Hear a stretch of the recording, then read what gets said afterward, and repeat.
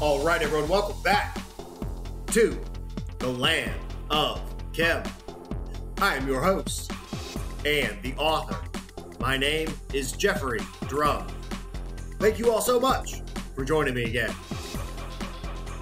All right, everyone, welcome back. This is Sunday Site Visit 65, and today we return to the Giza Plateau to investigate the dendritic, branch-like iron veins emanating from the core of the Great Pyramid that were discussed in conjunction with Lichtenberg figures in the previous episode. If this is the type of content you're interested in regarding the ancient technology of a lost civilization utilizing physics and chemistry, and the function of the Egyptian pyramids and other ancient structures from across the world, this is the channel for you. So please subscribe to the Land of Chem here on YouTube, and don't forget to click that little notification bell so that you do not miss the new episodes that premiere twice per week. Please like, comment, share, and stay tuned if you want to help support this channel and get access to exclusive research and unreleased footage that you will not see anywhere else. Check out the Land of Chem members only channel and thelandofchem.com if you want to pick up a copy of the book or grab some merch. Links in the video description below. If you want to follow me on Instagram, my handle is @thelandofchem. Also, don't forget, after you finish watching this video, please go subscribe to our two new channels here on YouTube, Egyptian Trash Cats, for all you cat lovers out there, and Egypt Eats for Food Reviews. Ladies and gentlemen, as always, thank you all so much for the support. I think that is it for today's intro, so without further ado, let's get right to it. And just a quick reminder, the second 2024 Land of Chem Ancient Alchemy and Ascension Tour is on, and bookings are still available. If you are interested in coming to Egypt to see the pyramids for yourself, including special permission access to Abu Sir and a private entry into all three chambers of the Great Pyramid of Giza at night during this epic adventure experience coming up in early winter later this year, please send me an email to contact@thelandofchem.com with the subject line Egypt Tour 3, and I will send you the full tour itinerary and pricing details. Thank you all so much, and I will see you soon here in the Land of Chem. All right, everyone, here we go with tonight's episode. And my only preface to today's Sunday site visit footage is if you haven't seen episode 131, Lightning, Iron Veins, and Silica Microspheres, pause this video, go back and watch this episode, link in the video description below, as it provides a critical foundation of information that is relevant to what you are about to see. So now, ladies and gentlemen, without further ado, I hope you enjoy Sunday Site Visit 65, the Great Pyramid Iron Veins.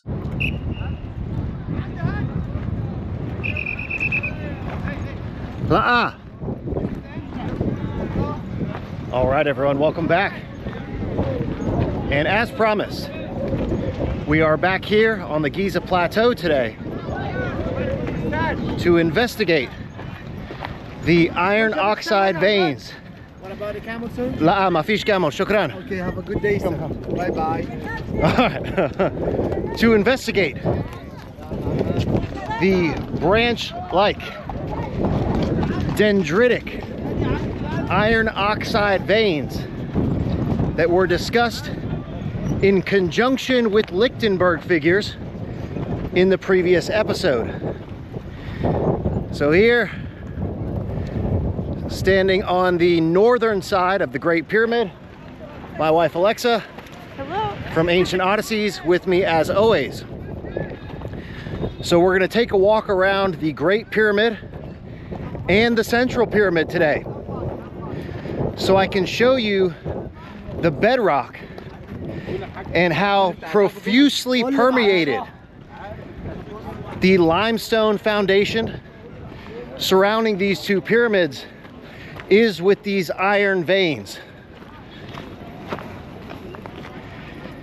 And a lot of you that have been following the channel for quite some time have seen these before, but it will be good to do a refresher now that you have seen the chemical analysis data that was also presented in the previous episode. So we're going to start on the western side, an area of the Great Pyramid that is not too often shown or documented. and then we'll just take a walk around the Giza Plateau. I'm literally walking over these veins right now. And we'll show you the whole thing when we walk back around this side. All right, here we go. And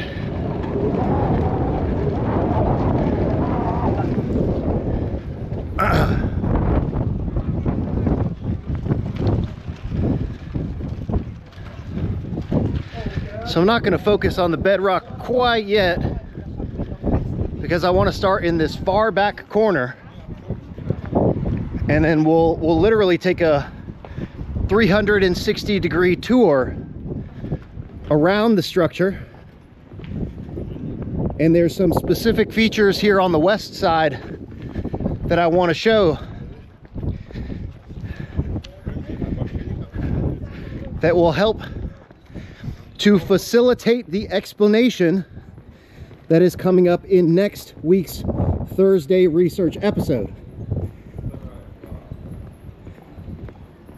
Quite an epic 3-part series, and I'm really excited to finally be releasing some of this chemical analysis data, as I have been studying these areas of the Giza Plateau since 2020. Well, possibly even before then. I mean, I recognized them on my 2017 research expedition, my first trip to Egypt.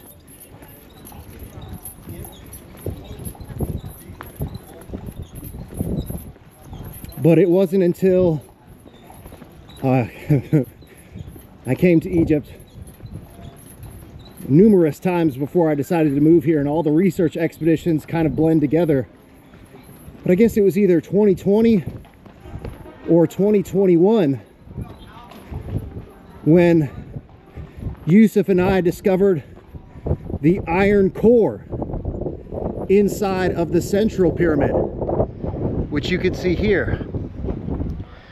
So one important thing to remember is that these pyramids are built on a mound of bedrock, and we showed evidence that that bedrock mound inside, so imagine this whole structure is built on a mound that is permeated with these iron oxide and conductive metal rich mineral deposits. Same thing with the Great Pyramid, and in next week's episode I will show you evidence from both inside the Central Pyramid and inside the Great Pyramid that shows that these iron formations are a part of the bedrock upon which the structures are built. All right, so now we are here on the southwest corner. And this is the area, you can't really see it, but this is the area where they used to climb. And you could literally see a path up the side of this thing, where this is the easiest side of the Great Pyramid that people used to climb up this thing. So even just starting here, you can see these veins. And if you look at the reddish material here,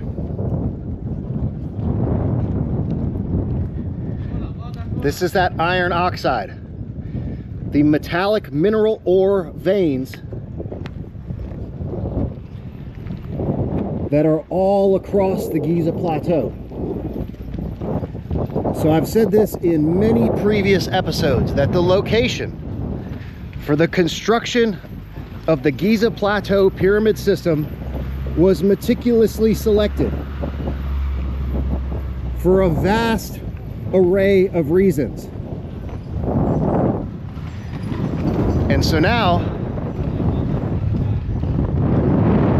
I'll focus my attention on the foundation here. And as we walk along this western side, you'll see more of these veins. There's a vein here.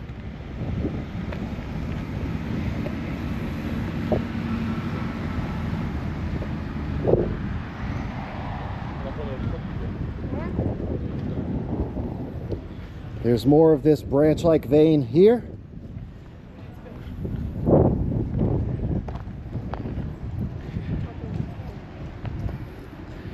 So here you can see one that starts here, moves all the way in this direction.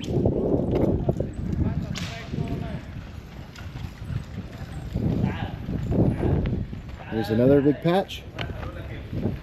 And hopefully the camera is picking up the reddish color here, which is again that iron oxide and metallic ore rich mineral veins.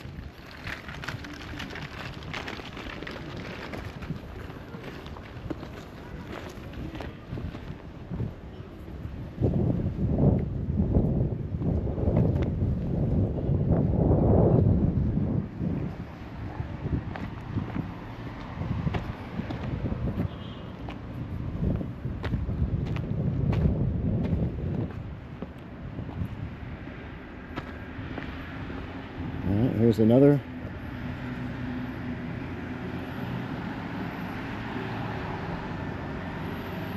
And here. This is another large section here. This whole thing. It's a huge mineral vein emanating from the core of bedrock. So again, as I just demonstrated with the bedrock mound upon which the central pyramid is built, the same is true of the Great Pyramid. So you have to imagine that this structure is built on a huge mound of bedrock, and that bedrock is profuse with these iron ore and metal rich mineral deposits. So you have a huge chunk in this mound, and the veins are moving out of the central mound inside the core of this structure, and they spread all across the Giza plateau. Here's another good example. Okay, so this is the line of casing stones here, and you can follow this vein out here.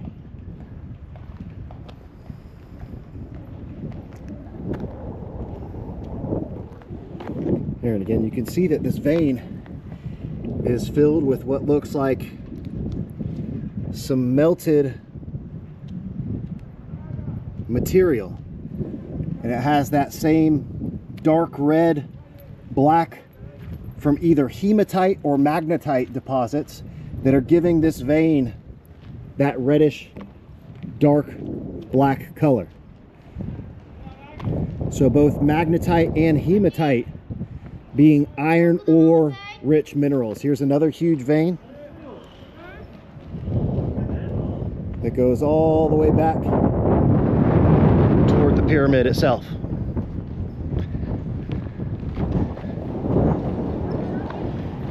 And you, yeah, Alexa's just saying how big that vein is, and you literally can't take 10 steps as you're walking across the plateau here without crossing one of these veins. Here you can see these veins here.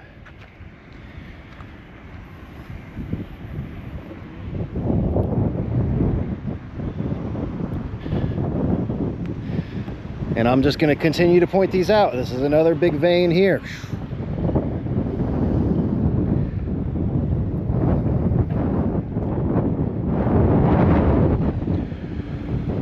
So as I said in the previous episode, these naturally occurring bedrock, limestone, metal ore mineral deposits go in conjunction with the idea of Lichtenberg patterns and electrical current discharge into the dielectric substrate of the Giza plateau bedrock.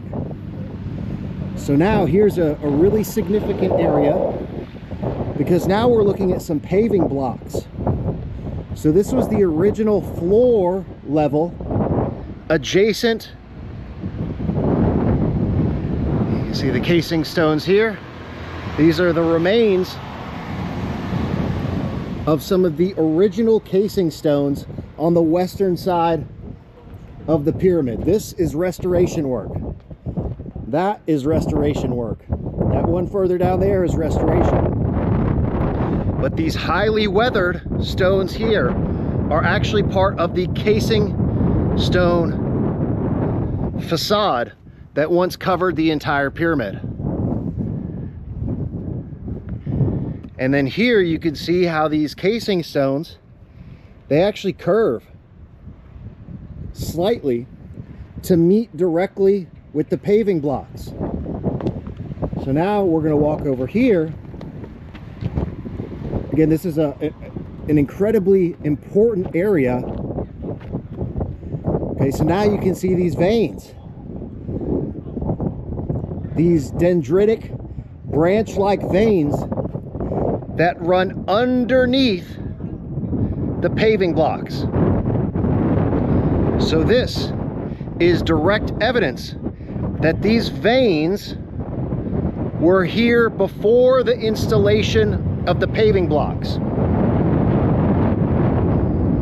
As I just said, the location for the construction of the pyramid was selected intentionally so that they could utilize this huge bedrock iron ore permeated mound and all of these branches as a functional part of the Giza Plateau pyramid system.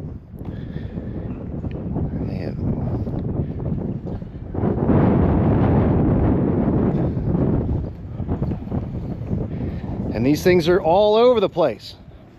Again, like I just said, you can't take 5 or 10 steps without walking over these branch-like iron veins. And some of them are very small. Like this one here is probably the width of my finger.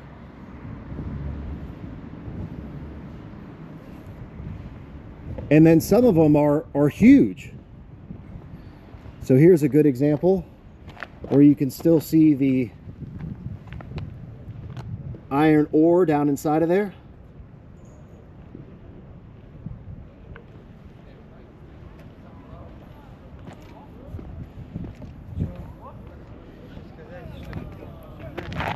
There's a good example showing how, again, I don't necessarily like the term vitrification, because this to me is not emblematic of stone turning into glass, which that is the specific definition of vitrification. This is not glass, but it is definitely an indication of stone, or rather in this case, these iron oxide and metallic ore mineral deposits that have been heated to a high temperature.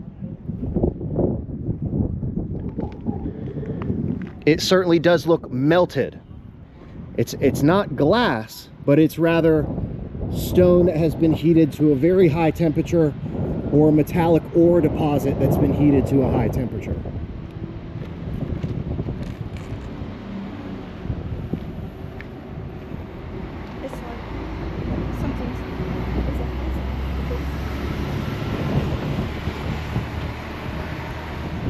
Yeah, so again, there's extremely anomalous features here on the Giza Plateau, and sometimes it's difficult to tell. So like this, for example, Alexa was pointing this out because it does look really weird. Is this the result from later quarrying activities where they were removing the paving stones? It's really very, very difficult to say what some of these anomalous features are. You see more of these small veins. And we're just going to keep rolling today so that you can see, again, how abundant these branch-like veins are on the Giza Plateau. And other than myself and Dr. Shock, I don't know of any other researchers that have bothered to pay the remotest bit of attention to these incredibly significant functional features of the Giza Plateau. So this is a great example of where you can see these veins coming from inside the core of the pyramid, moving out into the bedrock.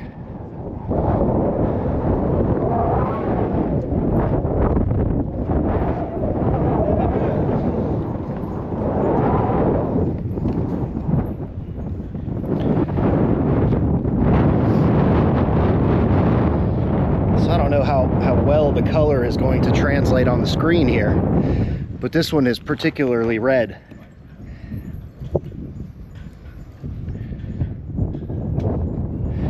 I mean, the nomenclature of vein is absolutely accurate because they look like veins. Red veins carrying that iron-rich mineral. Okay, here's another rather large one. Okay, so here we have paving blocks, or rather what's left of the paving stones here, this layer. And you can see this thick vein coming from underneath the paving blocks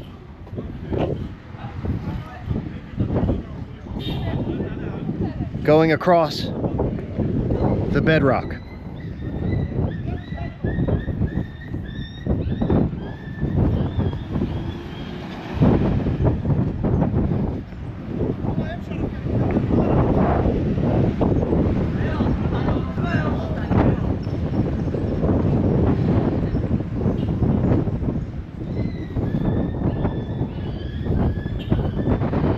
Another big one emanating from the base of the pyramid and branching out across the plateau.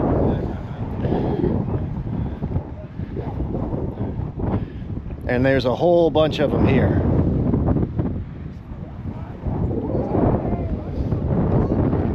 This whole area was filled with these veins.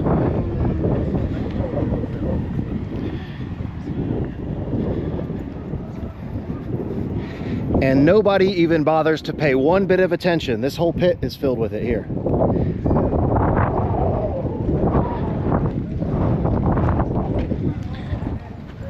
And I hope the color here is picking up on the camera. You can see how red this is. Coming from now the northwestern corner of the plateau, or the Great Pyramid. Okay.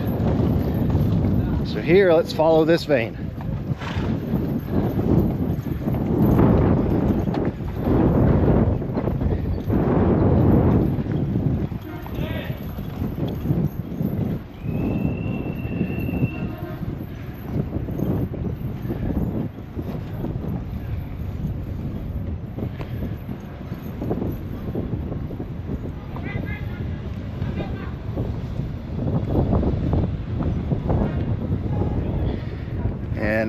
And I hope you can see how red this is. Going right into the bedrock core of the pyramid.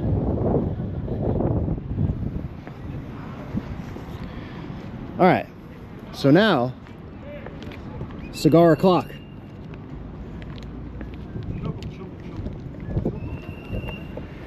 So I'm gonna fire this bad boy up, and then we will continue our investigation of the Giza Plateau. Stay tuned. All right, we'll continue on.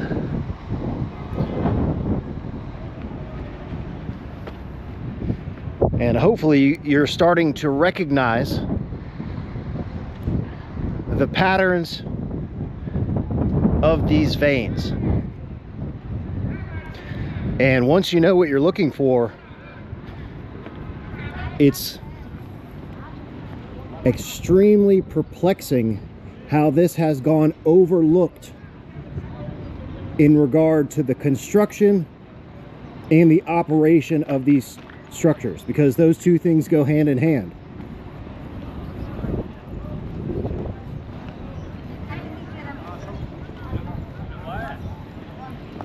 And you can see another huge vein here.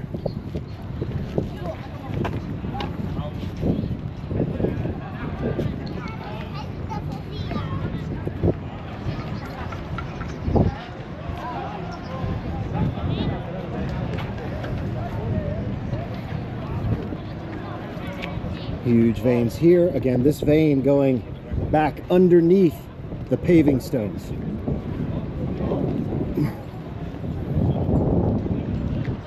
And you can see this thick vein just ripping off through the bedrock here.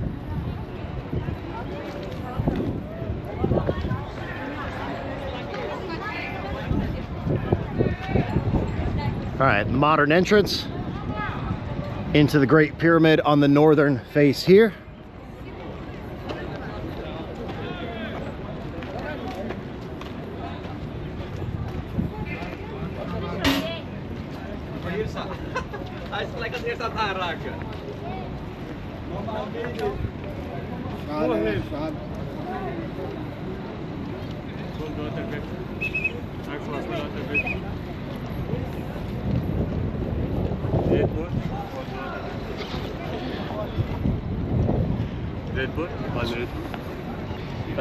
So now we're here back on the bedrock. Paving stones here, bedrock here.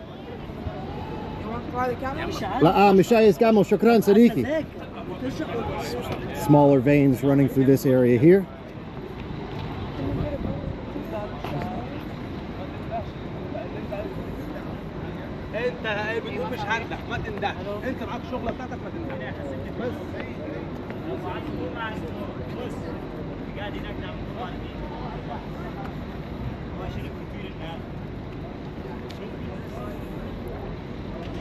Here's another set of these veins. Really? It could still be in there.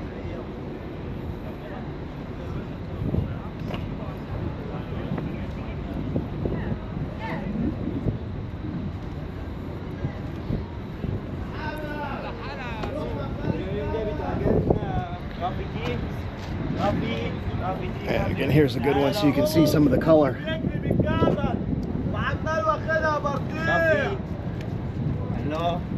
Coffee tea, coffee mix, Nescafe,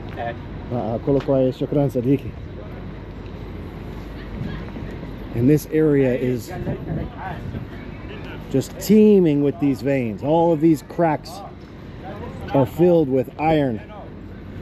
And I can see all the red.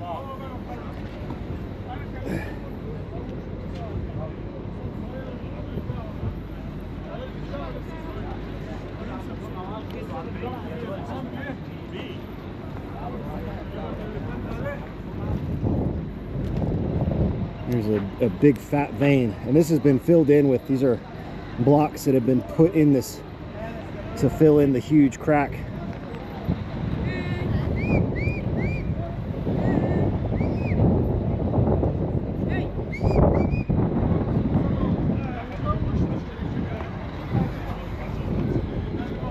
All right, so now we have made it to the northeastern corner of the Great Pyramid. And I'll show you another interesting feature. We're gonna take a quick break, fire this bad boy up. Okay, so weekly Sunday site visit cigar review time. This is the warped La Colmena. And I've smoked this cigar before in previous site expeditions, but I've never given it an official rating or review. So now we're gonna fire this bad boy up. Sadiki, ana beshtego. And then I'll be right back. All right, now we're in business and let the real research begin. So we're looking at the northeastern corner of the Great Pyramid. And one important detail to note about the construction of the Great Pyramid is that the entire structure is integrated directly into the bedrock. So looking at this section here, this is all bedrock. This is a limestone masonry block. This is limestone masonry. This is bedrock. the northeastern corner of the Great Pyramid is integrated directly into the Giza Plateau.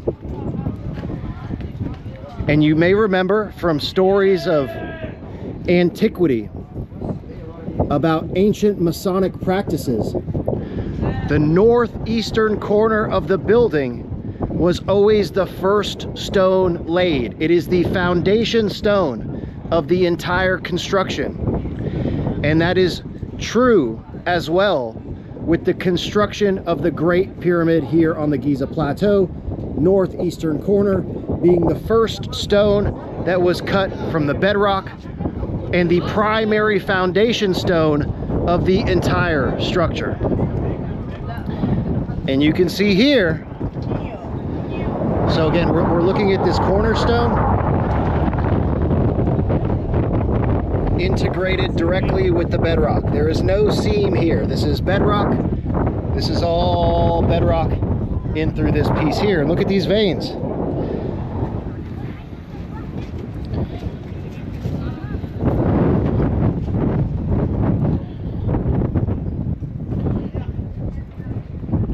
All of these veins of that iron oxide metallic ore rich bedrock.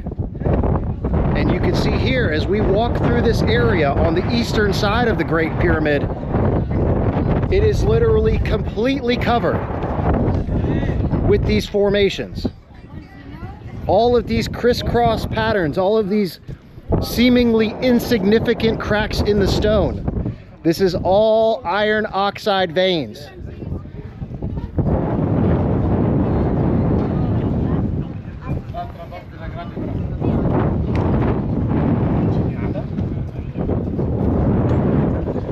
I was looking for Lex, and of course, she's over there doing camel selfies.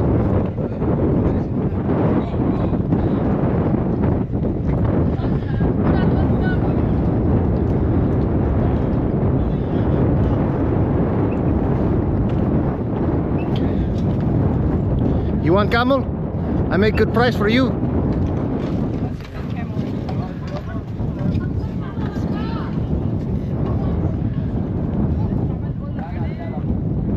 What's up, buddy? All right. You gonna be YouTube famous? I love those sweet. All right, so initial tasting notes on our Sunday cigar review.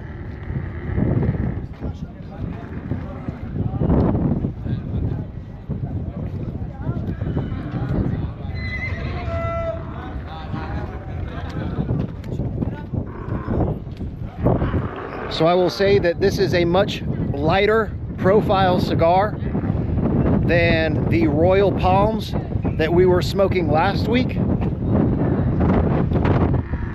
Something for famous. I'm not famous. Not yet. I asked you about mine. I'm famous here. Oh yeah. Famous guy here. Good. You're busy.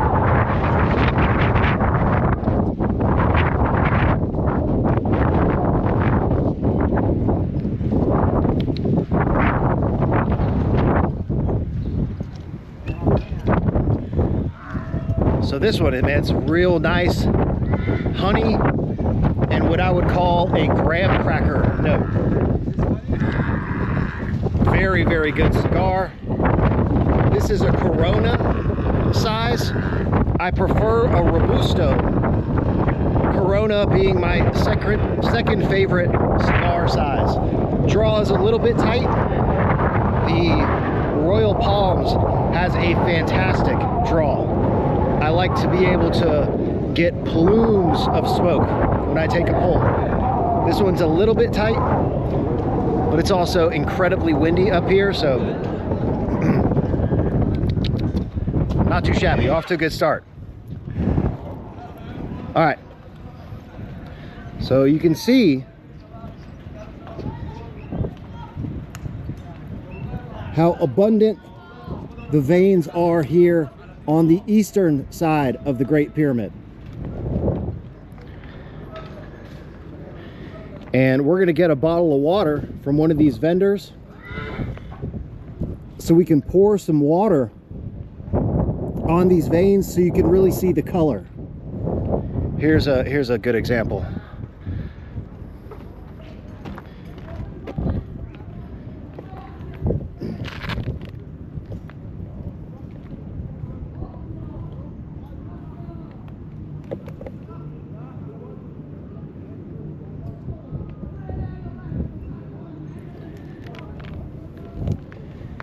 And again, hopefully the camera is picking up that beautiful reddish orange color. And it's all over the place. All of this is a huge piece that I'm standing on right here.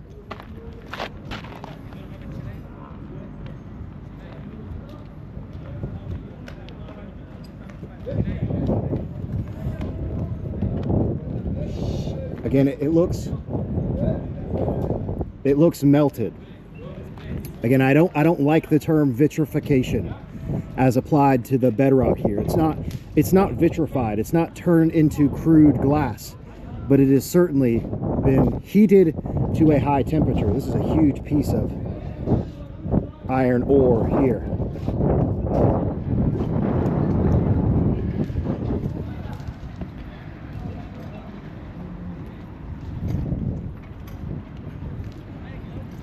So let me clarify something here. So a lot of these veins, or what appear to be cracks, is where the ore material is no longer present. So for example, this crack here, all of the ore, all of the iron ore has been removed from this area, either mechanically or physically by human interaction, or geologically has been weathered away. But here you can see the ore still in place. And you can see here, hopefully that shiny red color.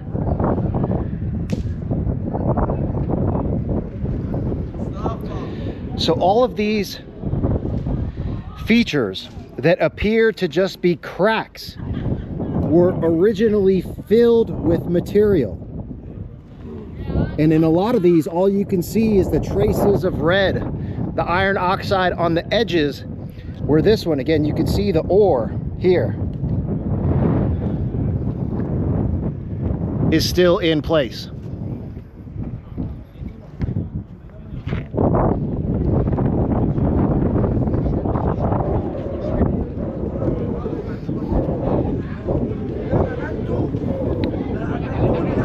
And in some areas, they've also filled in the vein. So this is a piece of limestone that's been stuck into the vein to fill in this crack.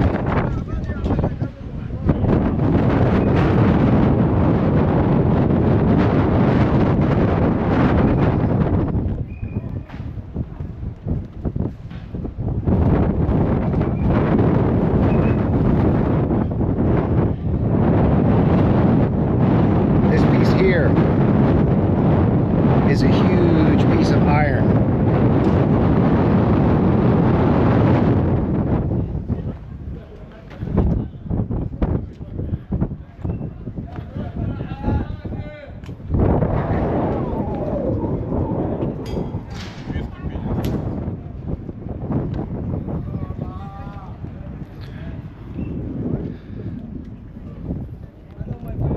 Sadiq. So any married men out there know you spend half of your life waiting for your wife. My wife. All right, there she is. The lovely Alexa from Ancient Odysseys. And shout out to her for first bringing the research of Dr. Robert Schoch to my attention. Shukran. No, Sadiqi, ana min Masr, ana Masri, fi Madi.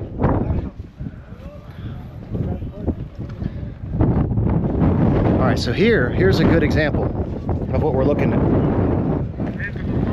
So you can see the vein here. You can see patchwork fill in that has been placed into the vein itself. And where does this vein go? We've discussed this numerous times before on the channel. These veins of iron oxide and other metallic ore rich minerals, boom,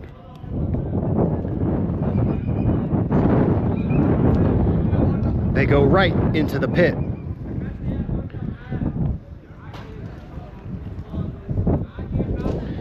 So here you can see this vein emanating from the iron oxide permeated core, leading out from the core of the structure directly into the so-called boat pit. And you can even see where the vein continues up this side and goes further in that direction toward the trial passages. So now we'll take a walk over to the trial passages so I can show you the deposit where the first silica microsphere was discovered.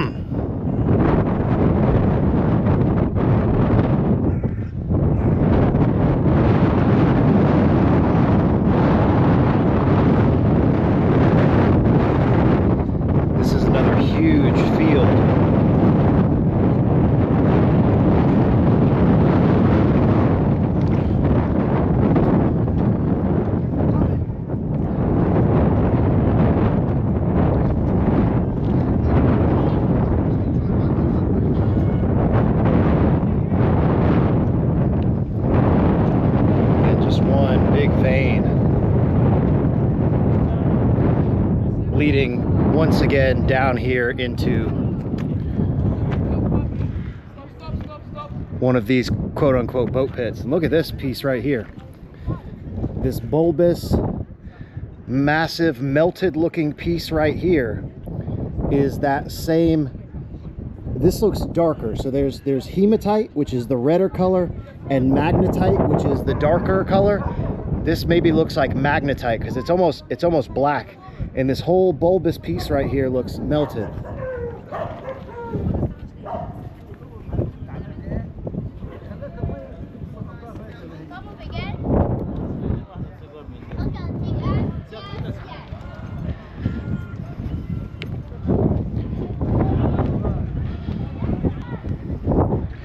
Yeah, this whole lump here is that same material.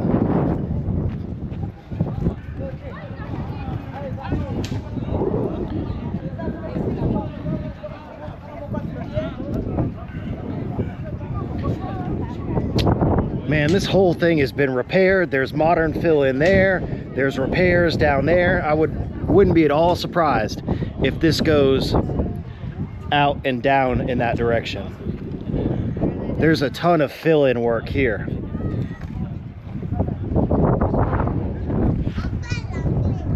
All right, so now we're going to walk down toward the trial passage.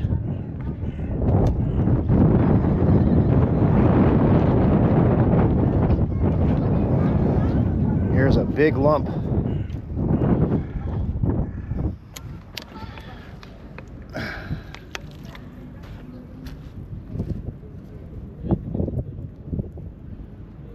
This is a huge piece of that iron oxide, iron ore, metallic ore.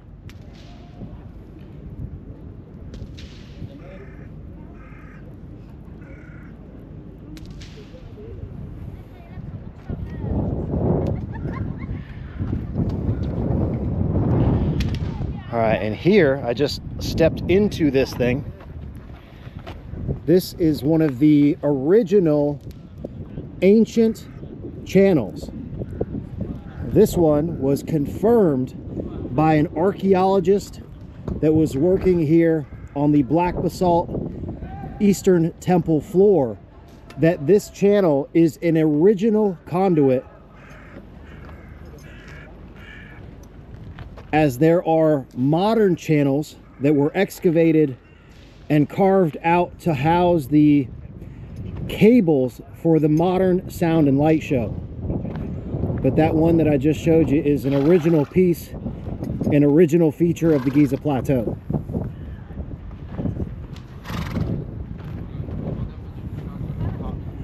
So essentially, the area that we're walking through here is a continuation of that huge iron vein leading from the pyramid, spreading out into this area.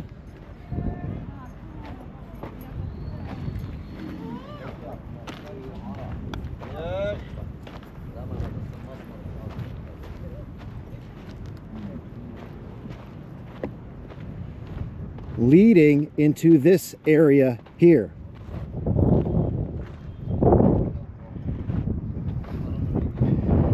And this is an area where the sample was taken by my colleagues at the Osireion project, where we discovered the first silicate microsphere. And all of this material here is all iron and metal ore. And I've showed the significant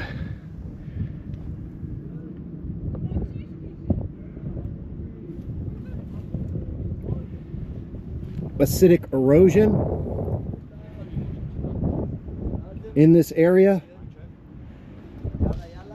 leading down into the trial passage. So all of this area here is filled with this mineral ore.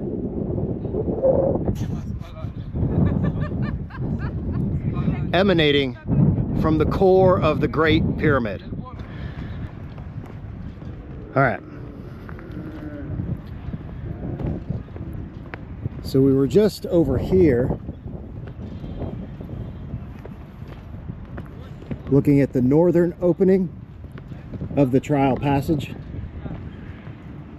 Here's the southern opening. And you can see how weathered and eroded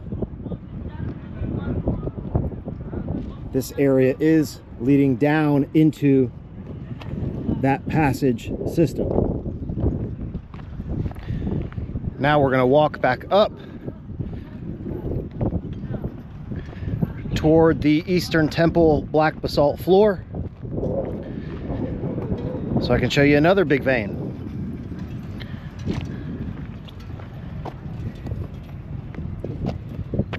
These two cracks here are more of this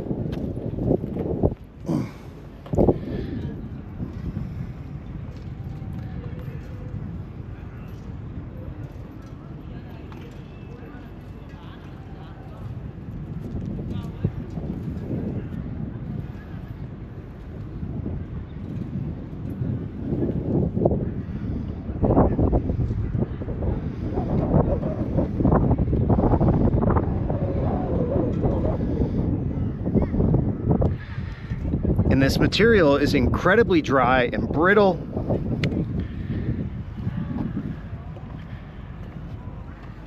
See a big piece of it right here. And this whole vein, all of these cracks used to be completely filled. See more of it down in here. Chunks here, chunk here.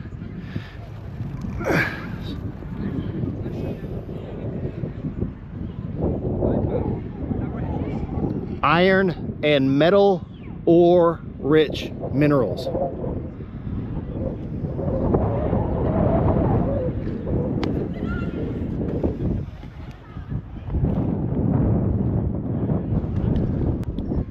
All right, so here, looking at more of these veins running below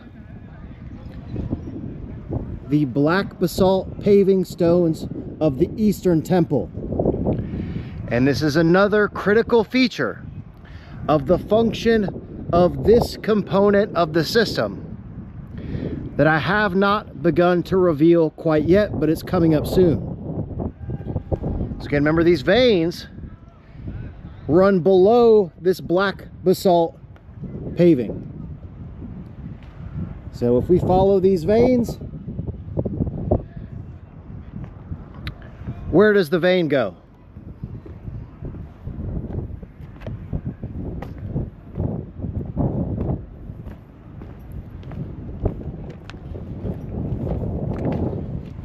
Into yet another of these quote-unquote boat pits.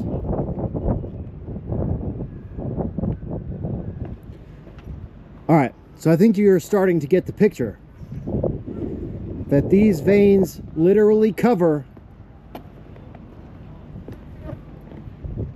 the limestone bedrock foundation of the Giza Plateau.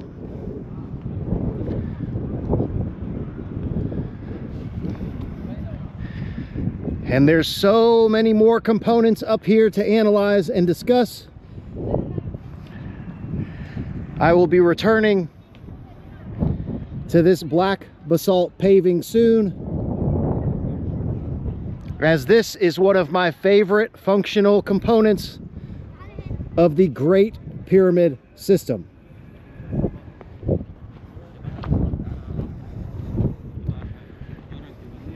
By far one of my greatest research discoveries, the function of the black basalt adjacent to the Great Pyramid.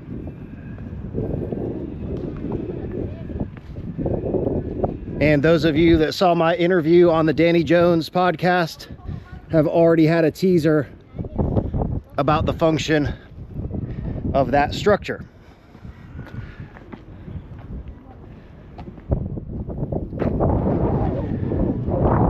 More veins leading into boat pit number 3. There's a vein here, vein here,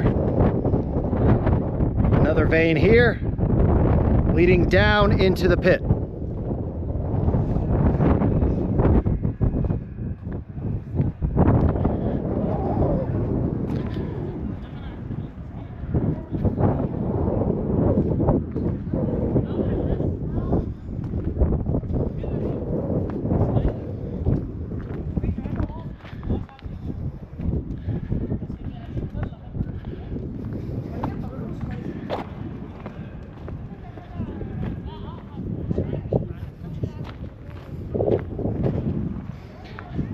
Here,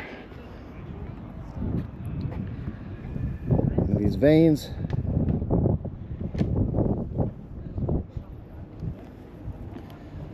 going directly into boat pit number 3,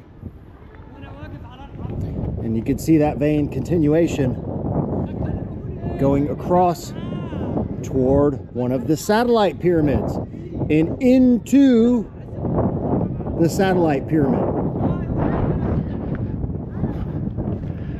So remember,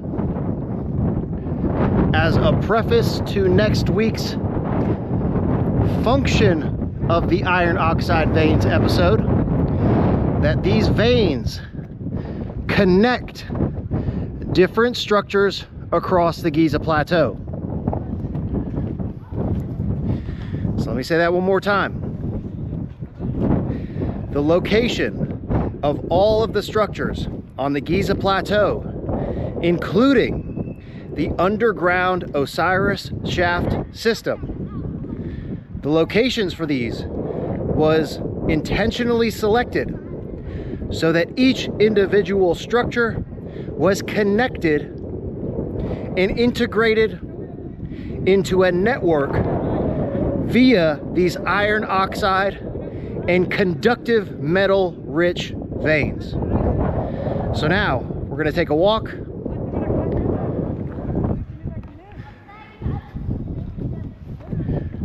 across the plateau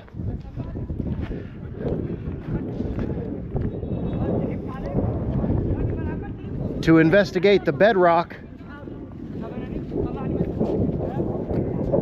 surrounding the central pyramid.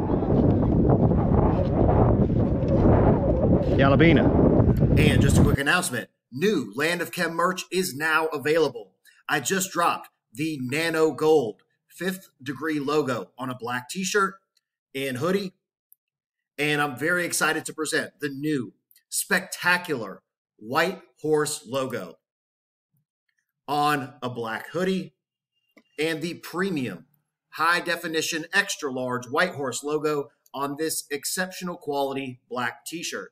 And once again, thank you so much to friend and supporter of the channel, Adam Arrington from New Zealand, for collaborating with me on this new logo design. He has done some amazing work in helping me bring my ideas for the Land of Chem logos to life. And if you want to check out more of his work, I'll put a link to his Instagram in the video description below. The Egyptian blue version of the Land of Chem book and the last 30 or so of the signed first edition purple orchid paper print are still available. So if you want to show some love, just check out thelandofchem.com. And thank you all so much for the support. All right, so we're taking a rest here in the shade, literally sitting on the side of the Great Pyramid. And final tasting notes review for the warped La Colmena, down to the nub here. So all warped cigars have a very just robust, leathery profile. As I said before, the honey and the graham cracker really transcend the entire smoking experience.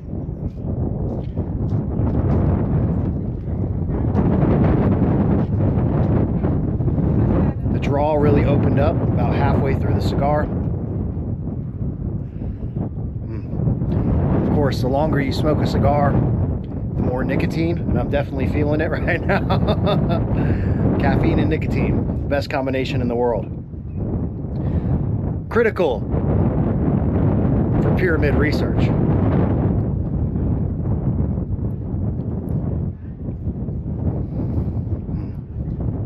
Maybe a little peppery bite there toward the end.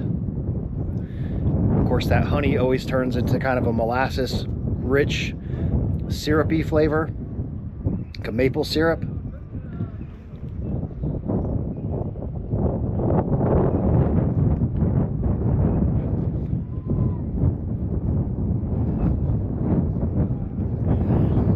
Got some nice floral notes, some like black tea notes, which are some of my favorite. You get floral tea notes in a cigar, and it just doesn't get any better than that. So again, the La Colmena warped cigars, banger.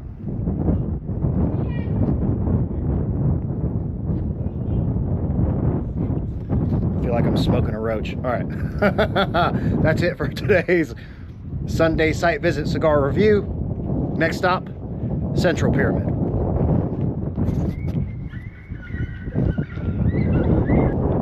All right, so now we've made it to the southeastern corner.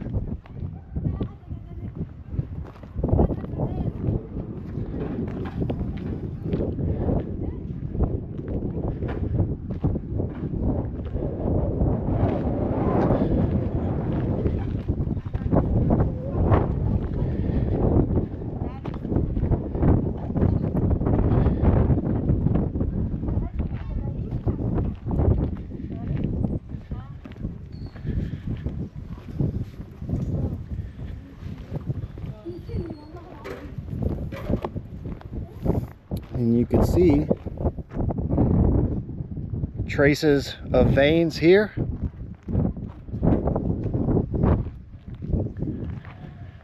Now we're on the southern face.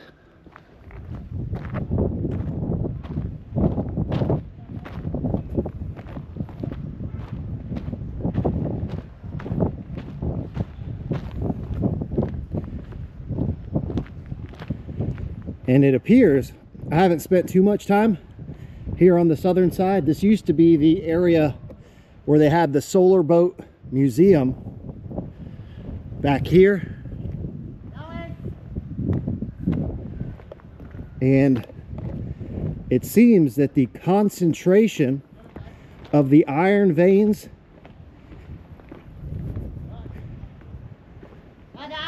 is much less here on the southern side.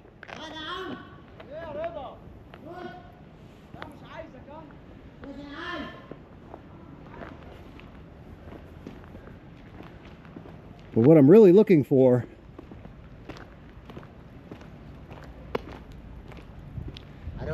ازيك صديقي شكرا وانت.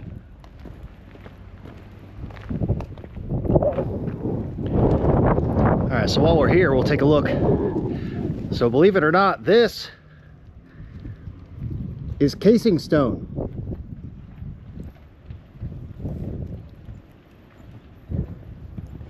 And this actually came up on TikTok, where unfortunately everybody gets their friggin' information about the Egyptian pyramids from TikTok. And they were showing this area of casing stones. They're like, oh, look at this thick salt crust or crust that was on the pyramid casing. This is not a crust. And these TikTok videos are all made by people that have never stepped 1 foot into Egypt. And I'll explain exactly what we're looking at here.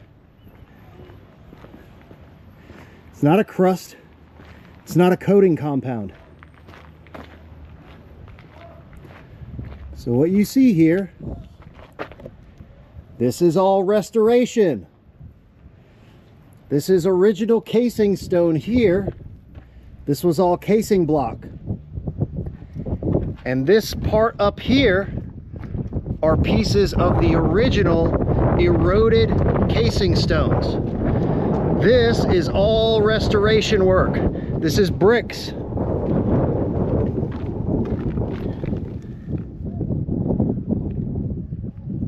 Modern bricks covered up with cement that is supposed to restore this portion of casing stones. This is not a coating or a crust or a layer. This is original casing blocks.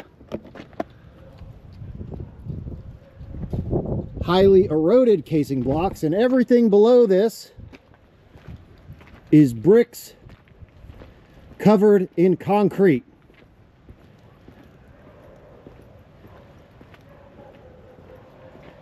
And again, this was going around in the social media circles by people who have absolutely no idea what they're talking about. So you can see here, again, this is highly eroded casing stones.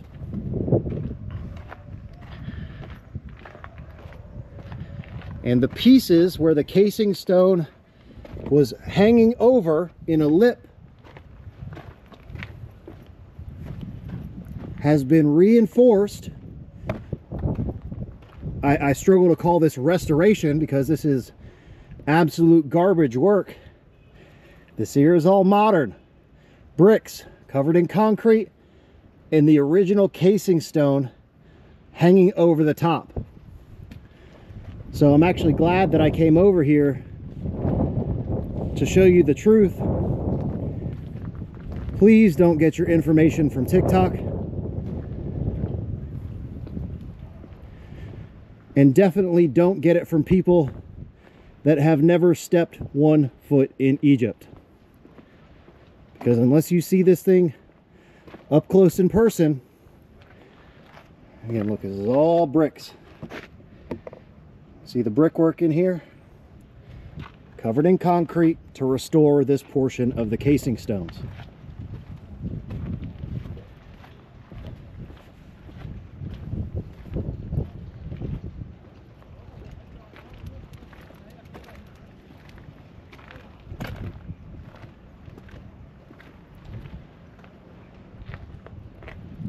And you can see the level of those casing stones here, consistent all the way across. These are all individual casing blocks that originally went all the way down. This part is just eroded.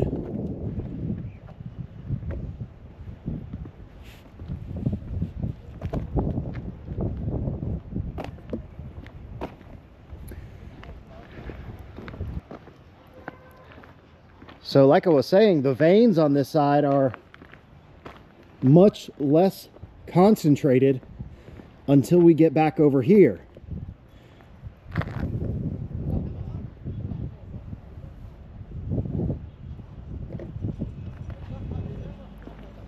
On the southwestern side where we began today's site expedition.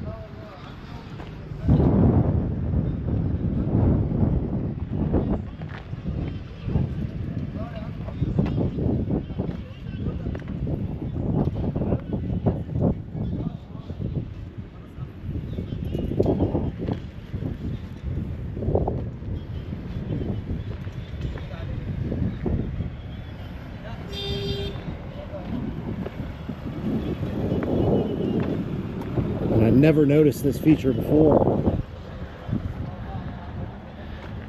There's a channel running underneath this block through here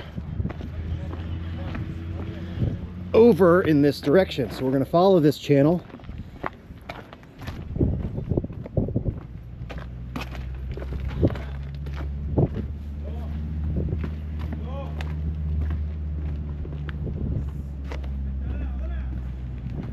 See where it goes.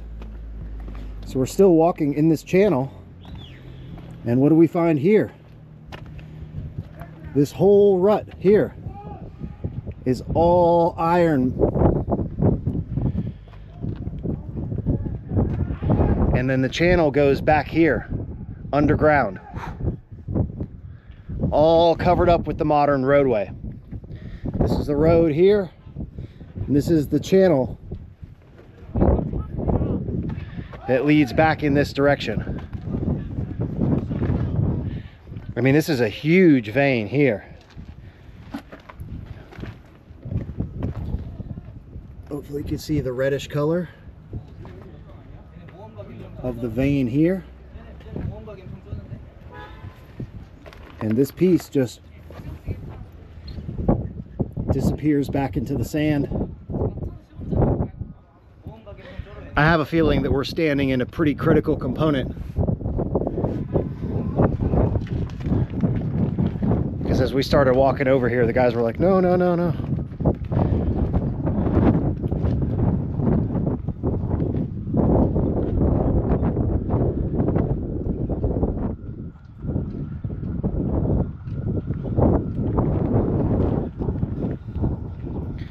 So again, we're looking at a channel here.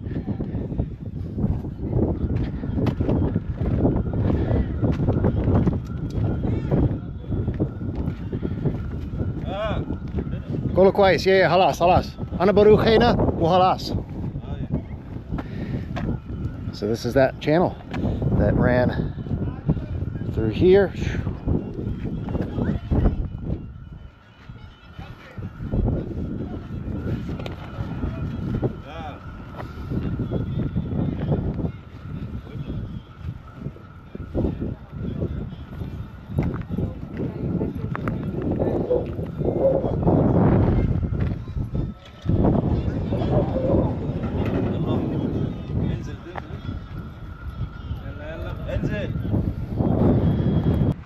So we're just walking through this bedrock area here,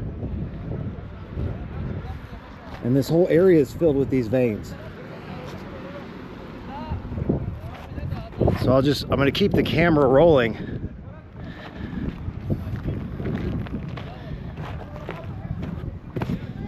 because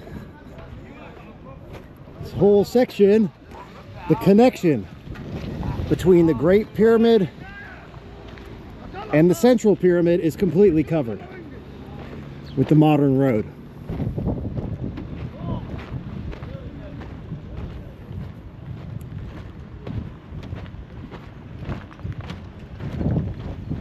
And we have just enough time to get to one little area in front of the Central Pyramid that I know is permeated with these veins, just teeming with this metal ore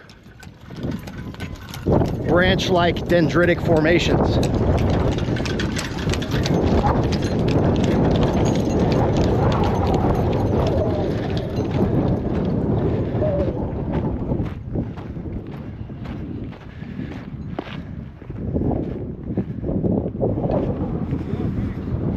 Humps a minute.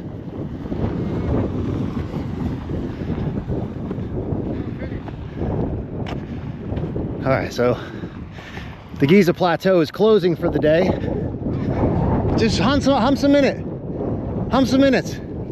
Please, lo samat. Okay, okay. All right, so he's not gonna let us get any closer, but okay, here's an area where Lex is standing.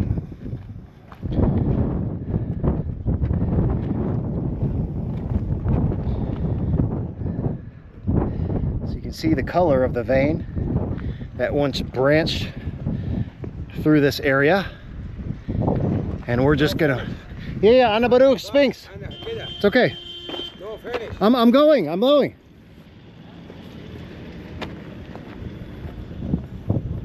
So we're gonna go off the plateau. I know, Anna Baruch, Sphinx exit. Sphinx exit.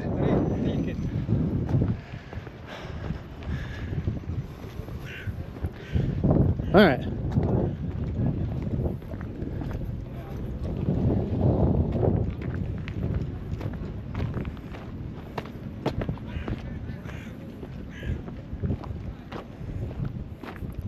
So that'll be a subject for a secondary site visit follow-up.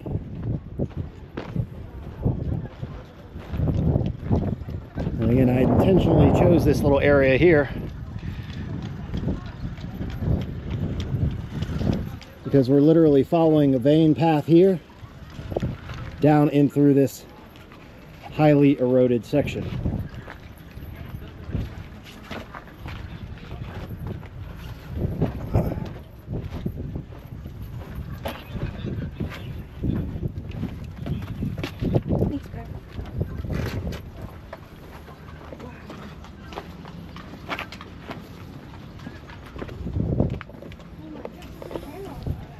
Yep.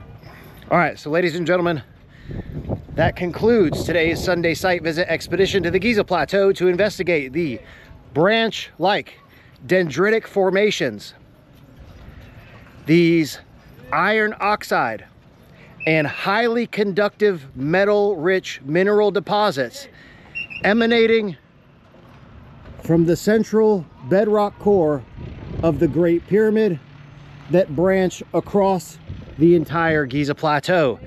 And if you haven't already, subscribe, because you do not want to miss next week's Thursday research episode, where I reveal the function of these conductive metal veins that connect various structures across the Giza Plateau. Ladies and gentlemen, thank you all so much. This was awesome. All right, everyone, that is it for today's video. This was Sunday Site Visit 65, the Great Pyramid Iron Veins. I really hope you enjoyed today's video, and in the next episode in the series, the epic conclusion to this three-part presentation, the function of these highly conductive metallic or dendritic formations. This is an episode you do not want to miss, so if you haven't already, please subscribe to the Land of Chem here on YouTube. Click that little notification bell, like, comment, and stay tuned. If you want to help support the channel and get access to exclusive research and unreleased footage, check out the Land of Chem members only channel and thelandofchem.com. If you want to pick up a copy of the book or grab some merch, links in the video description below. If you want to follow me on Instagram, my handle is @thelandofchem. Also, don't forget, after you finish watching this video, please go subscribe to our 2 new channels here on YouTube, Egyptian Trash Cats for all you cat lovers out there, and Egypt East for food reviews. Ladies and gentlemen, as always, thank you all so much for the support. I think that is it for today's episode, so I will see you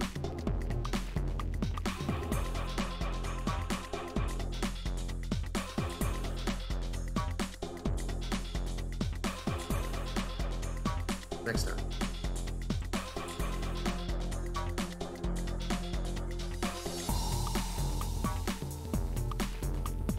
Yo, are you still watching this?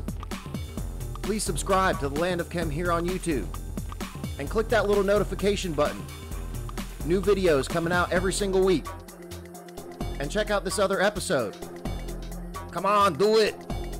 Do it now.